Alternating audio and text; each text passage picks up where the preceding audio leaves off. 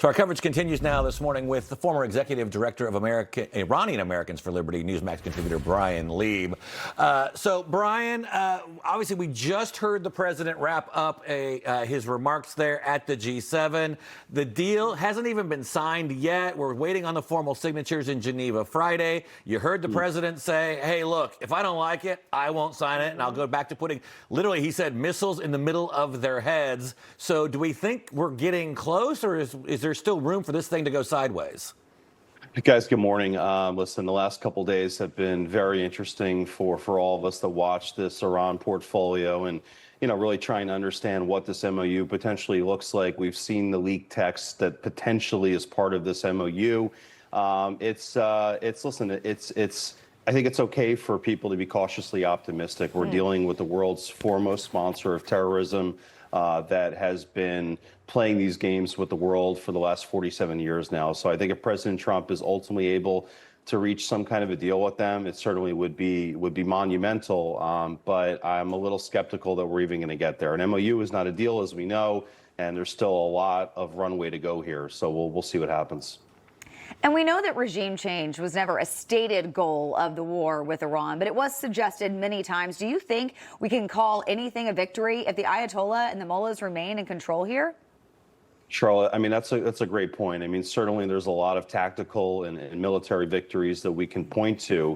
But I will tell you, to be honest, there's one thing that I keep kind of scratching my head about, and that we're hearing messaging from our side talking about, new regime, old regime, and these kinds of things. Listen, the same people that we're negotiating with right now, just 5 months ago, were burning the American flag in their parliament, chanting for death to America, and oh, by the way, killed 40,000 of their own people in January of this year. So, old regime, new regime, it's all the same people here. They haven't changed anything about the way that they operate here. So I'm a little kind of troubled, hearing the president say things like, the new people are more rational and, they're not as radical. I mean, I just don't really understand that. The IRGC is in control. They're the ones that are calling the shots. That's why you continue to see ships being fired on in the Strait of Hormuz, is because the IRGC is still in control right now. So we'll see what happens on Friday.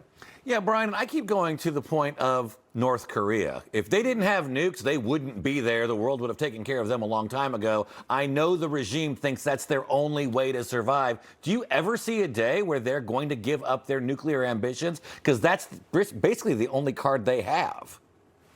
Well, that's certainly a massive card that they have. And let's also, Marc, not forget the fact that the Russians and the Chinese have been sending in an enormous amount of military supplies over the last year or so. A lot of the drones that we're seeing deployed in the Russia-Ukraine war are most certainly on the ground in Iran right now and probably sitting right there in the Strait of Hormuz. So I think that's something that we're concerned about. But yeah, again, to your point, Marc, I just don't see any world that we're living in where the IRGC is going to give up their nuclear ambitions, where they're going to stop wanting to sponsor their terrorist proxies all around the world. Their stated mission, Marc, similar to Hamas. Hamas's stated mission was the eradication of the state of Israel, right? The Islamic Republic of Iran's stated mission is to take over the world and to have Sharia law running everything. So again, I'm not really sure, kind of who we're negotiating with at this point. I don't really think it's anything different. And I don't believe, Marc, that they are ever going to relinquish their desire to have a nuclear weapon. Which is a huge problem. And we know that another big risk that still remains in all of this, Iran saying Lebanon is covered in the agreement that Israel must stop all hostilities against Hezbollah and withdraw from southern Lebanon, while Israel's defense minister says they are not bound by the terms of this deal. They will not withdraw their troops. President Trump, though, giving some advice to Israeli Prime Minister Benjamin Netanyahu at the G7. Take a listen to this. You don't have to knock down an apartment house every time you're looking for somebody, because there are a lot of people in those apartment houses, and they're not all Hezbollah, that I can tell you. And I suggested to Israel to let Syria take care of Hezbollah.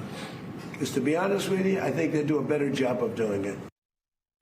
And I get that Israel is essentially trapped right in this region, surrounded by all of these terror proxies. But do you see Israel continuing this war on their own? A lot to digest there from just 30 seconds of a clip from President Trump. Sharla, it's a little interesting to hear the president talking about having Syria go into Lebanon to take care of Hezbollah. And you could see the body language from the Emir of Qatar when he said that, kind of like, did he just actually say that out loud? Yeah.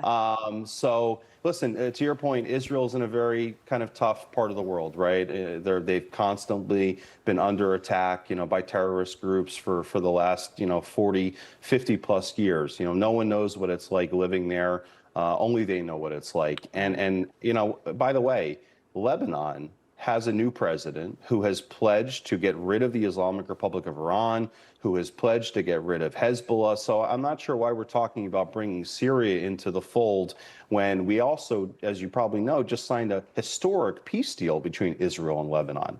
So I think, the runway for Israel and Lebanon to work together and to get rid of Hezbollah is there. I'm not sure why we're talking about bringing Syria into the fold. I don't get it. And I wonder if he misspoke and he meant Lebanon, not Syria, because that makes much more sense. I think that might have just been a typo. Yeah, because that caught all of us off guard. Yeah, Bryan, great to have you with us this morning. Thank you so much for taking the time.